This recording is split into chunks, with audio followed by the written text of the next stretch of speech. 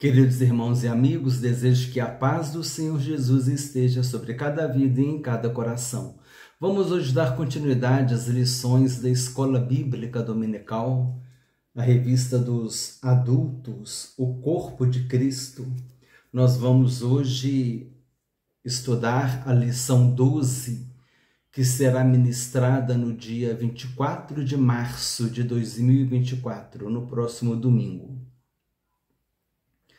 O título da lição: o papel da pregação no culto. Leremos o texto áureo, a verdade prática, a leitura diária, todo esse conteúdo e mais alguns comentários, as sinopses, tudo está na descrição do vídeo.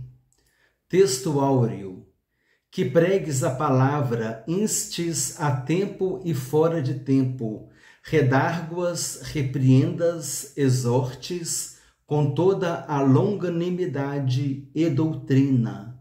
2 Timóteo, capítulo 4, versículo 2. Essa palavra aqui, redargue-as, vem de redarguir, é repreender, fazer uma correção, geralmente de um modo bondoso, de um modo gentil.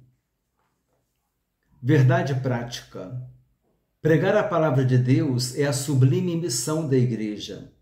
É por intermédio do ministério da palavra que vidas são salvas, transformadas e edificadas. Leitura diária: somente o dia e o título. As referências estão na descrição do vídeo. Segunda, a proclamação da palavra de Deus. Terça, a disposição em ensinar a palavra de Deus. Quarta, perseverando em exortar com a palavra de Deus. Quinta, pregando a Cristo em todo tempo e lugar.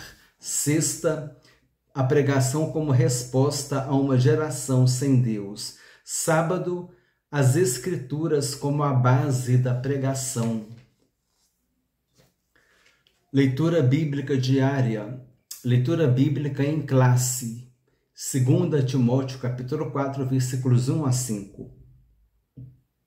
O texto bíblico diz assim: conjuro-te, pois, diante de Deus e do Senhor Jesus Cristo, que há de julgar os vivos e os mortos na sua vinda e no seu reino, que pregues a palavra, instes a tempo e fora de tempo, redargue-as, repreendas, exortes com toda a longanimidade e doutrina. Porque virá tempo em que não sofrerão a sã doutrina, mas tendo comichão nos ouvidos, amontoarão para si doutores, conforme as suas próprias concupiscências, e desviarão os ouvidos da verdade, voltando às fábulas. Mas se tu, sóbrio em tudo, sofre as aflições, faze a obra de um evangelista, cumpre o teu ministério. O plano de aula, um comentário aqui, uma introdução. Nesta lição estudaremos a importância da pregação da palavra de Deus no culto cristão. Vamos refletir a respeito do ministério da palavra e de seu propósito no culto. Perceberemos que a pregação da palavra de Deus traz edificação ao corpo de Cristo, bem como atua na formação de valores do povo de Deus. Nesse sentido, veremos que o ministério da palavra deve ser exercido de maneira cristocêntrica e, sobretudo, fundamentado na Bíblia.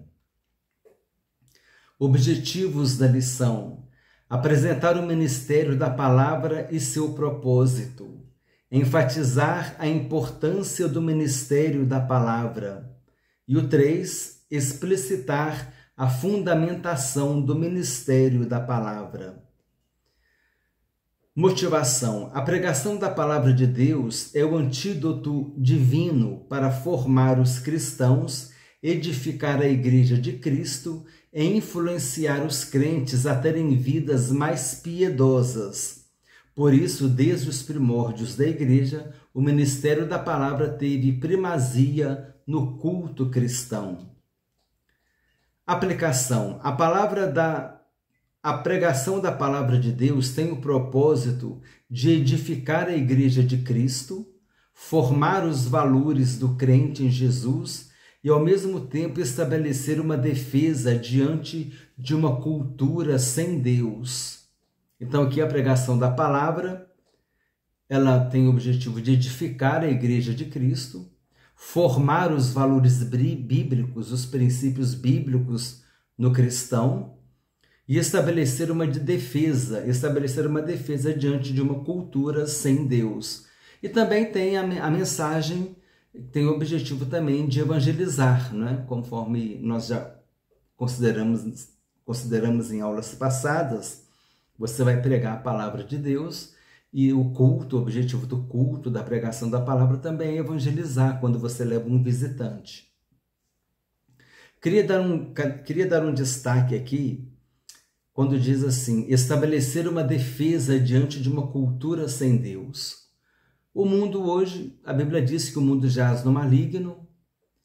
O mundo aqui, no caso, conforme nós já explicamos os sentidos, né, os significados da palavra mundo, um deles é uma sociedade corrompida, uma sociedade que não quer seguir os princípios bíblicos, que não quer se sujeitar ao senhorio de Jesus Cristo. Então, esse mundo, a gente se defender de uma mentalidade que não é a mentalidade de Cristo, a mente de Cristo é outra. Então, Paulo mesmo disse lá em Romanos capítulo 12, rogo-vos, pois, irmãos, pela misericórdia de Deus, que apresenteis os vossos corpos por sacrifício vivo, santo e agradável a Deus, que é o vosso culto racional, e não vos conformeis com este século, com este mundo, mas transformai-vos pela renovação da vossa mente. Então, uma mente renovada é uma mente obediente à palavra de Deus.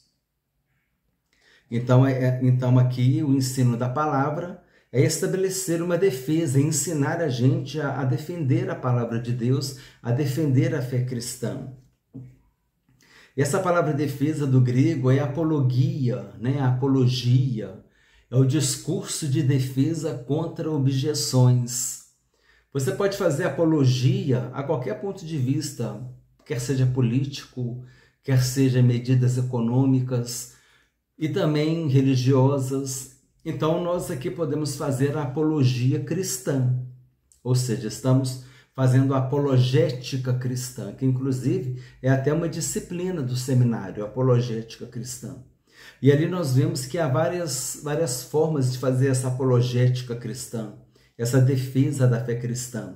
Nós temos, por exemplo, essa defesa baseada em argumentos. Nós temos a defesa bíblica, a apologética bíblica, que trata a defesa da Bíblia, do cânon bíblico, da inerrância da palavra de Deus, de como a Bíblia perseverou até hoje, a autoria da Bíblia, a inspiração divina.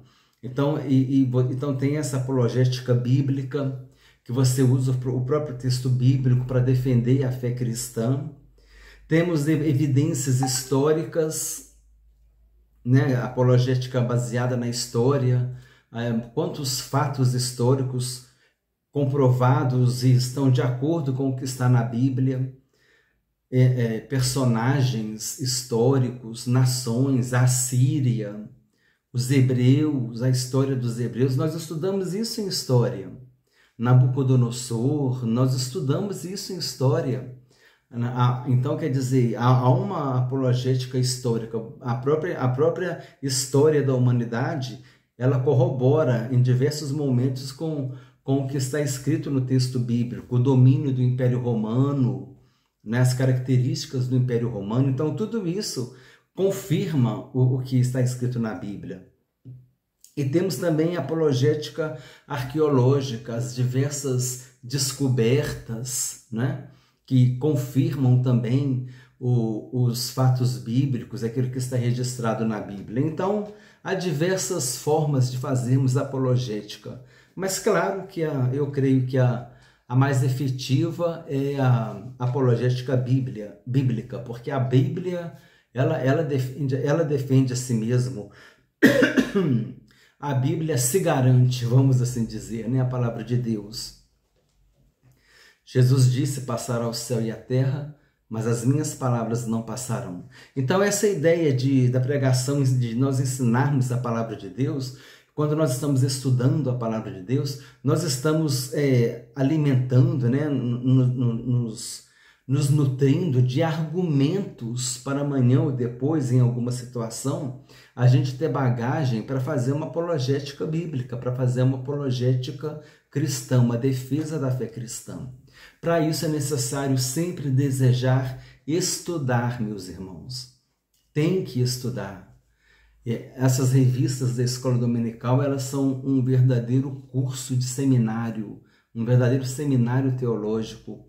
O conteúdo é muito profundo, tem que estudar. Se você quer pregar, se você quer o microfone, se você quer ministrar aula em seminário, ministrar aula de escola dominical, você precisa estudar, precisa se preparar. Amém? Então vamos agora para a lição. Introdução. A palavra-chave é pregação. Introdução. Nesta lição veremos a importância da pregação bíblica, denominada também como ministério da palavra. Nesse aspecto, para refletir a glória de Deus, a pregação precisa manter o propósito para qual foi estabelecida, revelar Deus e educar a igreja. Por isso, podemos afirmar que o ministério da palavra é importante, pois assim a igreja é edificada e moldada pelos valores do reino.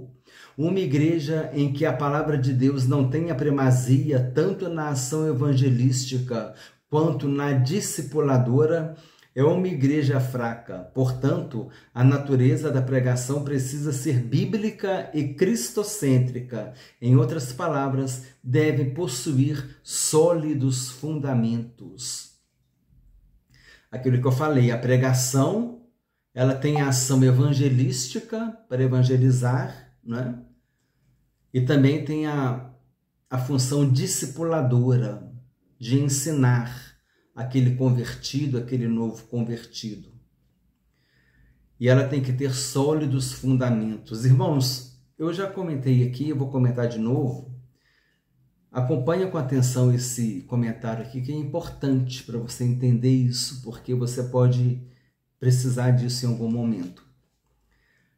Aqui está falando que a mensagem ela tem que ter sólidos fundamentos. Nós somos fundamentalistas, mas nós não podemos confundir o fundamentalismo com o extremismo. O extremismo parte para agressão física, para violência, né? Sai explodindo aí todo mundo. Então, esse é o extremismo. Mas não podemos confundir fundamentalismo com extremismo. Nós somos fundamentalistas, não somos extremistas. Por que nós somos fundamentalistas? Porque nós temos o fundamento da palavra de Deus, o fundamento que é Jesus Cristo. Qual é o nosso fundamento? O nosso fundamento é Jesus e a sua palavra. Ele disse: as palavras que eu vos tenho proferido são espírito e vida. Então eu sou fundamentalista porque eu estou fundamentado na palavra de Deus e em Jesus Cristo. E todo mundo é fundamentalista. O médico, ele é fundamentalista. Ele vai fazer uma cirurgia, ele tem que cortar em algum lugar, ele sabe muito bem onde ele pode cortar. Se ele cortar errado, ele pode cortar um nervo, ele pode cortar um vaso sanguíneo, mas ele estudou a anatomia, ele estudou fisiologia, ele estudou histologia, né, que é o estudo dos tecidos. Então ele estudou ali para ele saber onde ele pode cortar ou não. Então ele está fundamentado naqueles estudos ali dele.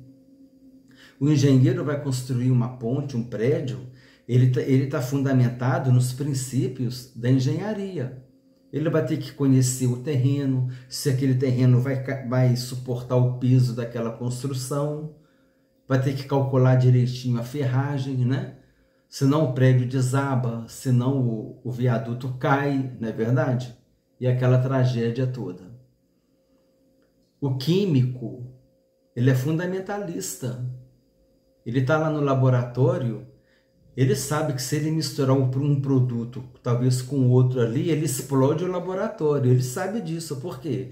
Porque os fundamentos da química ensinaram para ele que aqueles produtos, ao se combinarem, provocam uma explosão. Então, ele não vai fazer isso no laboratório. Se tiver que fazer essa experiência, ele vai fazer num campo aberto, alguma coisa assim. Então, todo mundo é fundamentalista, porque todo mundo segue os seus fundamentos para poder executar as suas ações, né? O motorista, ele é fundamentalista. Ele dirige com cuidado. Ele vai entrar numa curva fechada, ele sabe que ele tem que diminuir a velocidade. Porque existe uma força na física que chama força centrífuga. Ela joga você para fora do centro. Então, se você fizer uma curva fechada com muita velocidade, você é jogado para fora do centro. Aí você vai para fora da pista. Então, na hora de fazer a curva, tem que pisar no freio, tem que segurar o carro, diminuir, né, para poder fazer a curva com segurança. Então, isso é fundamentalista. O motorista aprendeu isso lá nas aulas de trânsito. Então, todo mundo segue um fundamentalismo, um fundamento para executar suas ações. Então, nós somos fundamentalistas. Então, você tem que entender o seguinte: eu sou fundamentalista sim, porque o meu fundamento é Jesus e os seus ensinos. Mas eu não sou extremista. Porque às vezes a pessoa confunde o fundamentalismo com o extremismo. E são conceitos diferentes, tá bom? Item 1, Ministério da Palavra e seu propósito. Número 1, a pregação como proclamação.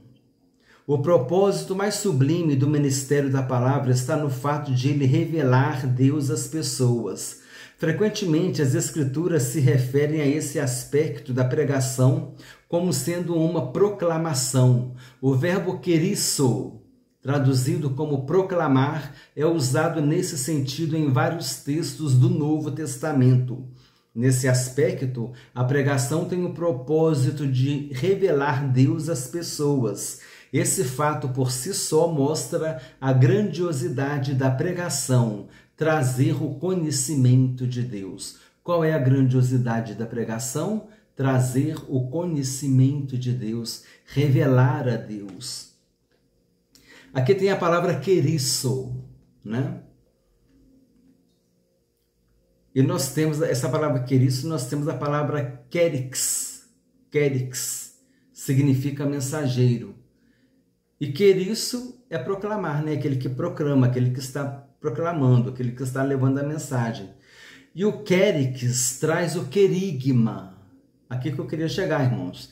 O que é o querigma? Querigma é a mensagem. Qual é o querigma? Qual é o querigma do cristianismo? Ou seja, qual é a mensagem do cristianismo?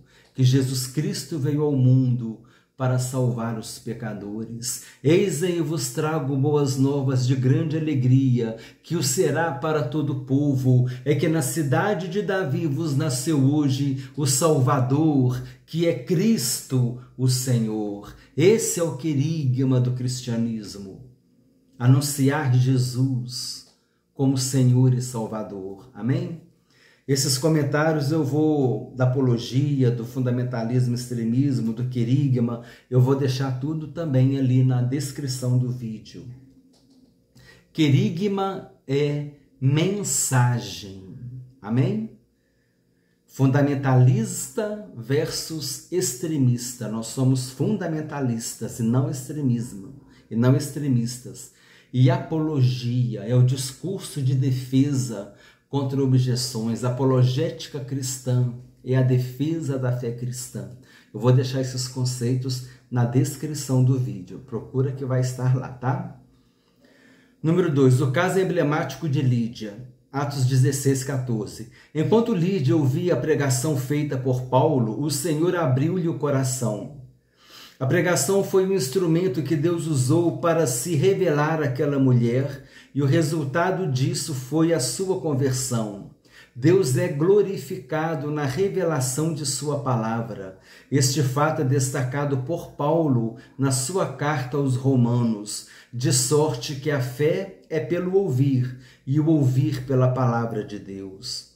Assim devemos nos conscientizar de que a pregação da palavra de Deus é mais do que uma simples exposição de ideias, mais do que um discurso inflamado. Ela é o canal pelo qual Deus se revela ao coração endurecido. Número 3, a pregação como instrução. As pessoas que foram alcançadas pela proclamação da palavra precisam crescer e amadurecer no Evangelho, ou seja, necessitam ser discipuladas, instruídas. É significativo o fato de que o ministério de Jesus tenha o ensino como um dos seus fundamentos, e percorria Jesus toda a Galileia, ensinando nas suas sinagogas. No Sermão do Monte, Jesus também ensinava a seus discípulos. Assim também o apóstolo Paulo gastou grande parte de seu tempo ensinando os crentes. Paulo chegou mesmo a exigir de alguém que tivesse pretensão ministerial que fosse apto para ensinar. É isso que eu falei, irmãos. Para você ensinar, você tem que aprender. Para você aprender, você tem que estudar, tem que buscar conhecimento. Você busca o conhecimento é você que busca, é você que estuda. Agora, é claro que muitas vezes você vai buscar o conhecimento de acordo com o seu chamado, de acordo com o seu ministério. Se você está envolvido com música, com instrumentos, você vai procurar aprender instrumentos, você vai procurar estudar música, você vai procurar estudar sobre o louvor, o poder do louvor, o louvor que liberta, o louvor como evangelismo, o louvor como adoração. Quantas coisas para se estudar a respeito do louvor, para você depois ministrar na igreja, para falar coisas com coerência, com substrato, com conteúdo. Se você trabalha com criança, faz curso para criança, faz escola dominical para criança, procura curso de escola dominical infantil, pesquisa como você vai trabalhar com criança, qual as idades, o material ideal para cada idade, desenvolve seu ministério nessa área. Se você gosta de pregar, se você gosta de dar estudo bíblico, você precisa procurar aprender um pouquinho de grego, você precisa procurar aprender um pouquinho de hebraico, você precisa procurar estudar a história da igreja, você precisa procurar aprender os conteúdos da teologia sistemática, fazer um seminário, fazer uma faculdade de teologia, procurar aprender, estudar, absorver conhecimento, para você trazer conhecimento para o povo, para você estar apto para ensinar. Você só vai estar apto para ensinar se você estiver apto para aprender. Se você não quer aprender, como é que você quer ensinar? Por isso exige estudo. Exige leitura, exige dedicação. Amém, irmãos? Então Paulo chegou mesmo a exigir de alguém que tivesse pretensão ministerial que fosse apto para ensinar.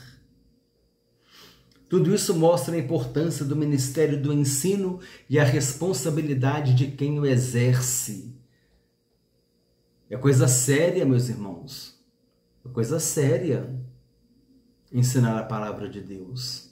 Amém? Sinopse 1. O ministério da palavra exerce um papel de proclamação e ao mesmo tempo de instrução. A palavra prega a mensagem da salvação e ensina a doutrina à igreja de Cristo. Né? Quer dizer, evangeliza e discipula. Uma mensagem pentecostal. Agora falando um pouco da Igreja Assembleia de Deus, da nossa igreja. A Igreja Pentecostal, conhecida como Assembleia de Deus, é um movimento que começou sobrenaturalmente em resultado do poderoso derramamento do Espírito Santo. Desde o seu início, Deus tem abençoado esse movimento porque é dependente dele. É guiado pelo Espírito Santo, orientado pela palavra de Deus e usado para alcançar este mundo necessitado de Jesus Cristo. Desde o nosso começo temos sido abençoados com poderosos sinais e maravilhas. Humildemente agradecemos a Deus por isso. Os primeiros cristãos foram perseguidos por causa da mensagem que anunciavam e por aquilo que eram. Também seremos perseguidos. Eles foram mal compreendidos pela sociedade em que viviam. Também seremos mal compreendidos. Os outros grupos religiosos os rejeitaram por causa da posição dogmática de que Jesus Cristo é o Senhor ressurreto e está ativamente envolvido nos assuntos da igreja. Nós também seremos rejeitados. Então aqui, destacando aqui, os outros grupos religiosos rejeitaram os cristãos e ainda rejeita hoje por causa da posição dogmática de que Jesus Cristo é o Senhor ressurreto e está ativamente envolvido nos assuntos da igreja. Que Jesus salva, cura, liberta, está voltando, morreu na cruz para nos salvar, que Jesus é Deus, devemos adorá-lo, verdadeiro Deus e verdadeiro homem, que ele ressuscitou, que ele foi levado ao céu, está sentado à direita de Deus, que ele voltará. Então quer dizer, toda essa doutrina bíblica, cristocêntrica, da cristologia, né? Cristologia é a parte da teologia sistemática que estuda a pessoa de Jesus Cristo. Então toda essa parte da cristologia, muitas vezes questionada por muitos grupos religiosos, e aí entra o conhecimento bíblico da cristologia para fazer a apologética cristã bíblica, baseada na palavra de Deus, fazer como Apolo, comprovar para todos, pelas Escrituras, mostrar para todos que Jesus é o Cristo. Número 2, o ministério da palavra e sua importância. 1. Edificação da igreja. A palavra tem a importante função de edificar a igreja. Essa edificação vem pelo confronto que o Espírito Santo traz pelo ministério da palavra que exorta e consola. Às vezes isso pode vir em um tom de elogio ou em uma forte repreensão. O termo grego paraklesis, traduzido como exortar e consolar, significa um chamado para ajudar e encorajar. Ele ocorre com muita frequência no Novo Testamento, sendo a maioria das vezes no contexto da igreja. Assim vemos Paulo solicitando a Timóteo que persistisse em ler e ensinar a palavra e exortar, e Lucas destacando que a igreja andava na consolação do Espírito Santo. Em ambos os textos se pressupõe o ministério da palavra como instrumento de exortação e edificação. Exortação e edificação. Eu me lembrei foi que Paulo disse, né, a verdadeira profecia, ela tem exortação, consolação e edificação. Exortação, consolação e edificação. São as três partes da profecia, não é? Número 2, formação de valores. A pregação é importante instrumento para a formação de uma consciência cristã. A guerra cultural travada nos últimos anos contra a fé cristã mostrou a necessidade de a igreja afirmar cada vez mais os seus valores. Isso, contudo, só pode acontecer de forma eficaz por meio da formação de uma consciência cristã fundamentalmente bíblica.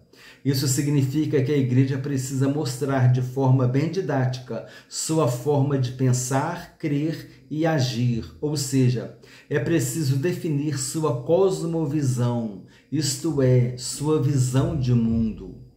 Uma visão que seja diferente à da cultura secular, o mundo, né? O mundo que jaz no maligno, o mundo que no caso aqui é a sociedade corrompida, aquela sociedade que rejeita os princípios e os valores bíblicos, né? Esta, por sua vez, sempre se mostrou hostil ao povo de Deus. Do contrário, não seremos capazes de resistir à inversão de valores por ela disseminada. Então, quer dizer, precisamos estar consolidados na palavra de Deus para poder resistir à inversão desses valores. E aí, mais uma vez, a apologética bíblica, a apologética cristã, defendendo a fé cristã, mostrando dentro da Bíblia quais são os princípios que são aprovados por Deus e que estão em desacordo com a sociedade, com o procedimento da sociedade corrompida. Irmãos, queria falar aqui diz, essa por sua vez sempre se mostrou hostil ao povo de Deus. Hostil é uma palavra que vem do latim e ela significa inimigo. Eu vou deixar direitinho, vou ver se eu deixo direitinho essa explicação aqui também na descrição. Então, hostil ela vem do latim e significa inimigo, né? O que é hostilizar uma pessoa? É você tratar a pessoa de uma maneira ríspida, né? De uma maneira não delicada, de uma maneira não gentil, você ignorar a pessoa, fazer, não ser uma pessoa receptiva. Então, a atividade hostil também resistente, né? Que se opõe, aqui no caso muitas vezes se opõe até com palavras duras. Então a palavra hostil ela tem essa origem, ela vem do latim e significa inimigo. Então a palavra hostil traz essa ideia de inimizade, de oposição, de resistência, de que eu sou do contra, de que eu não estou contigo não, entendeu? É nesse sentido, tá bom? Número 3, resistindo diante de uma cultura sem Deus. Jesus censurou os seus discípulos, chamando-os de geração perversa, porque os viu agindo com incredulidade. A influência de uma cultura sem Deus havia atingido negativamente os que andavam com Jesus. Por sua vez, no Pentecostes, Pedro também exortou seus ouvintes a salvarem-se daquela geração perversa. Assim também Paulo escreveu que Demas, um amigo de ministério, havia amado aquela presente era e o abandonou. Esse mesmo apóstolo exortou os crentes de Roma a não se conformarem com aquela presente era, né? Em Romanos 12, capítulo 2, que eu falei, e não vos conformeis com este século, mas transformai-vos pela renovação da vossa mente, para que experimenteis qual seja a boa, agradável e perfeita vontade de Deus. Continuando, nas duas últimas referências, aqui essa de Romanos e de Timóteo, e 2 Timóteo 4,10, nas duas últimas referências, a palavra grega aion, traduzida como era ou século, é uma referência clara a uma cultura sem Deus. Tem versão que está traduzido como século e tem versão que está como era. Sinopse 2. O ministério da palavra traz edificação à igreja, forma os valores do crente e levanta resistência diante de uma cultura sem Deus. Quer dizer, edifica, traz crescimento espiritual, forma os valores do crente, né? Vai dando forma da vida espiritual, dos princípios cristãos que devem ser seguidos, e levanta uma resistência diante de uma cultura sem Deus, uma defesa mesmo, né? Para que a pessoa tenha um antídoto, ela não vai ser impactada com aquela influência do mundo, né? Na verdade, a igreja ela é sal da terra e luz do mundo. Ela é sal da terra, ela tem que influenciar, é luz do mundo, ela tem que iluminar a luz de Jesus, né? Que possamos pedir a Deus que nos capacite para sermos sal da terra e luz do mundo. Muitas vezes com o nosso comportamento, com o nosso linguajar, com a nossa linguagem. Paulo escreveu a Tito, linguagem sadia e irrepreensível, para que o inimigo não tenha nada que dizer a nosso respeito. É importante a gente pensar um pouco sobre isso, fazer essa reflexão, e aquilo que a gente estiver tendo dificuldade, vamos pedir ajuda a Deus, amém? O Espírito Santo é a fonte. Jesus disse, o Espírito é o que vivifica, a carne para nada aproveita. As palavras que eu vos disse são Espírito e vida. João capítulo 6, versículo 63. Essa é a verdade poderosa a ser compreendida. Não é minha responsabilidade dar vida, Como pastor, não preciso fazer com que algo aconteça em um culto. Como crente, não preciso estar sob a pressão de ter de realizar algo para obter resultados espirituais. A mágica não está envolvida nos sinais e maravilhas de Deus. O Espírito Santo se move quando a palavra de Deus é pregada e dele dependemos para os resultados. O Espírito Santo se move quando a palavra de Deus é pregada e dele dependemos para os resultados. O resultado vem de Deus. Nós semeamos a semente, mas o crescimento vem de Deus. A igreja não precisa de demonstrações da carne, precisa de uma demonstração do Espírito Santo. Os crentes se desviam quando a carne se manifesta em nossas igrejas. E se nós, irmãos, tivermos essa experiência de passarmos por um processo carnal na igreja, talvez um julgamento, uma perseguição, uma provocação, eu faço um apelo em nome de Jesus, você não saia da presença do Senhor Jesus.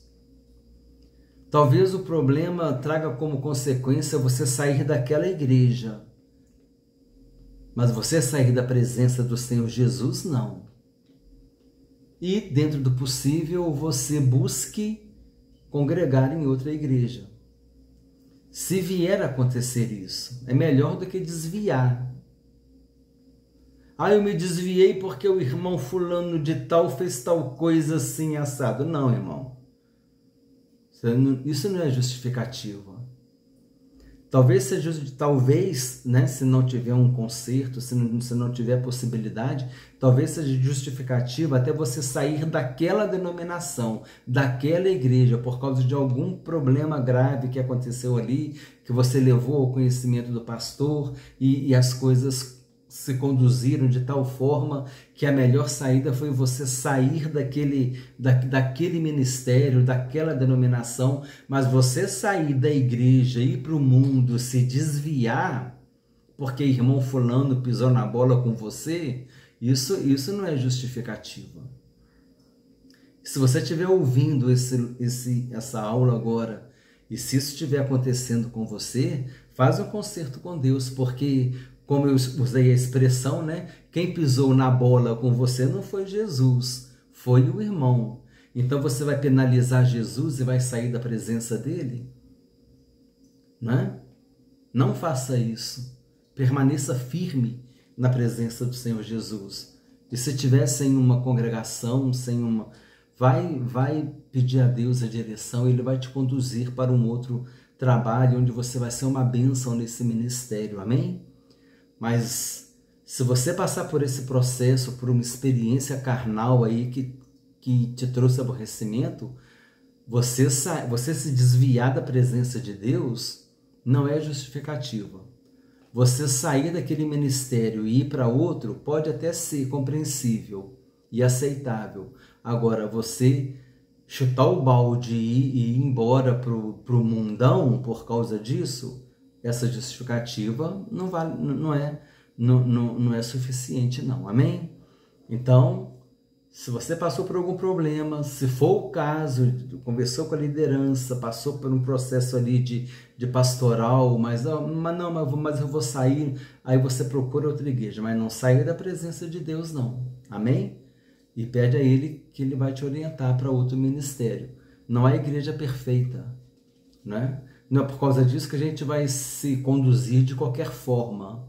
Não é porque não há igreja perfeita que a gente vai se conduzir de qualquer forma, machucando os irmãos. Mas se acontecer, não saia da presença de Deus. Fica firme com Jesus e busque outro local para você servir a Deus e ali desenvolver o seu ministério e ser tu uma bênção. Amém?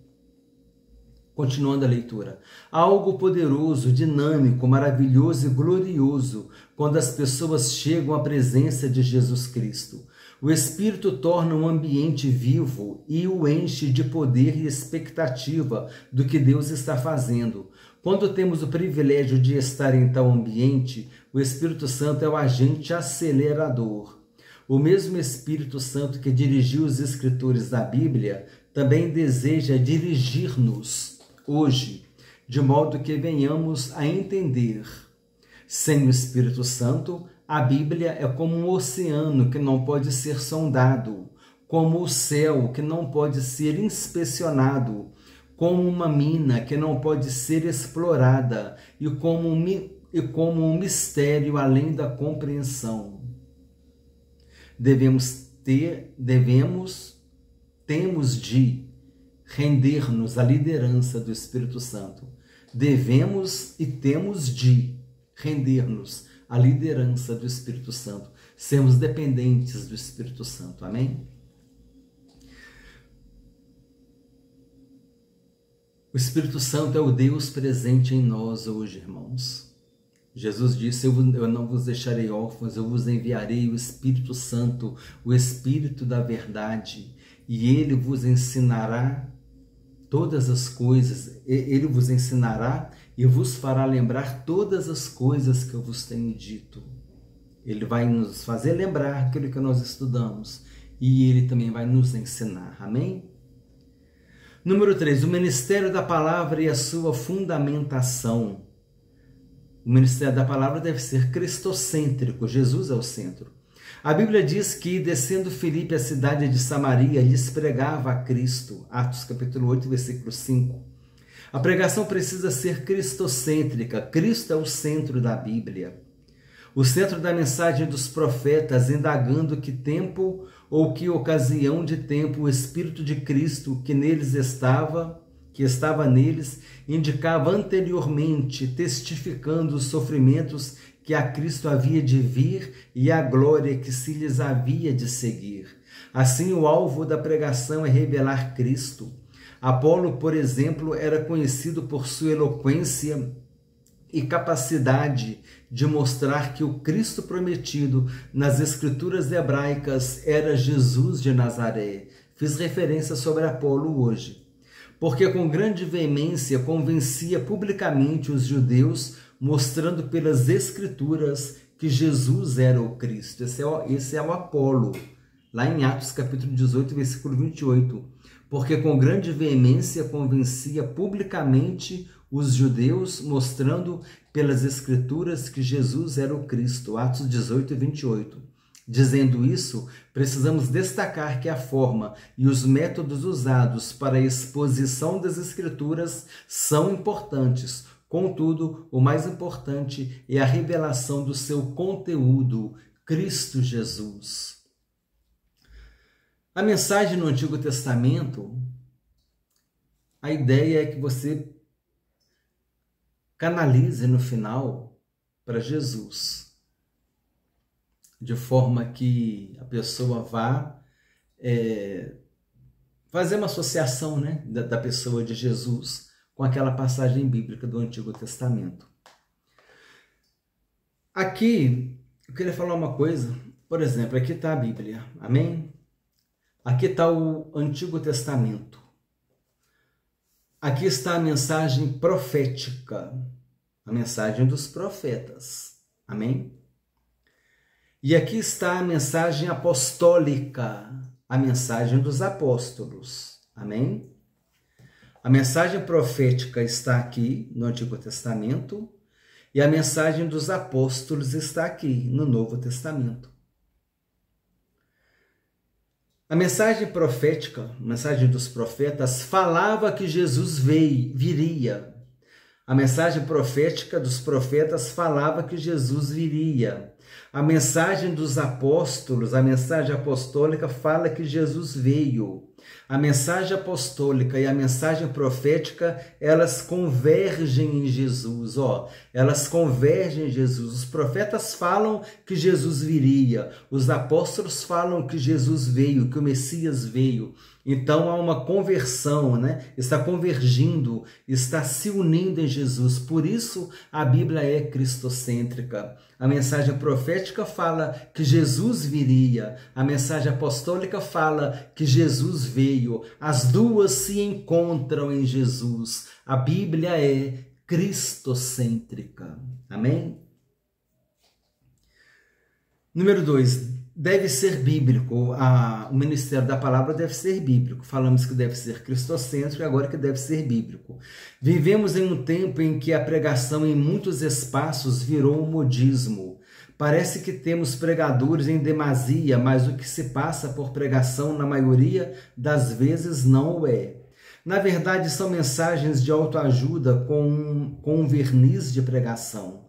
Esse tipo de mensagem é atraente porque amacia o ego e geralmente consegue muitos seguidores nas redes sociais para quem se vale dessa técnica. Contudo, não são pregações de verdade, porque não há nelas uma exposição de um conteúdo bíblico. A ênfase está na performance, forma ou modo de se exibir a temática a ser abordada. O objetivo quase sempre é financeiro. A doutrina do pecado, o apelo por uma vida separada do mundo e dedicada a Deus são esquecidos. Essa modalidade de pregação opõe-se ao verdadeiro evangelho de Cristo. É uma mensagem sem cruz. Na verdade, esse tipo de pregação glorifica os homens que são amantes de si mesmo. Sinopse 3, breve resumo. O ministério da palavra deve ser fundamentalmente cristocêntrico e ao mesmo tempo bíblico. Irmãos, antes de ler a conclusão e as revistas e a revisão do conteúdo, eu falei que a mensagem do Antigo Testamento ela tem que desembocar em Jesus, né? Vamos criar um exemplo aqui para os irmãos entenderem como é que funciona. A gente vai pregar aquela passagem de Naamã. Naamã era aquele leproso, general da Síria, né? Levou aquela menina cativa. E então aquela menina disse assim: se o meu Senhor fosse lá em Samaria, porque lá em Samaria tem um profeta que curaria o meu Senhor.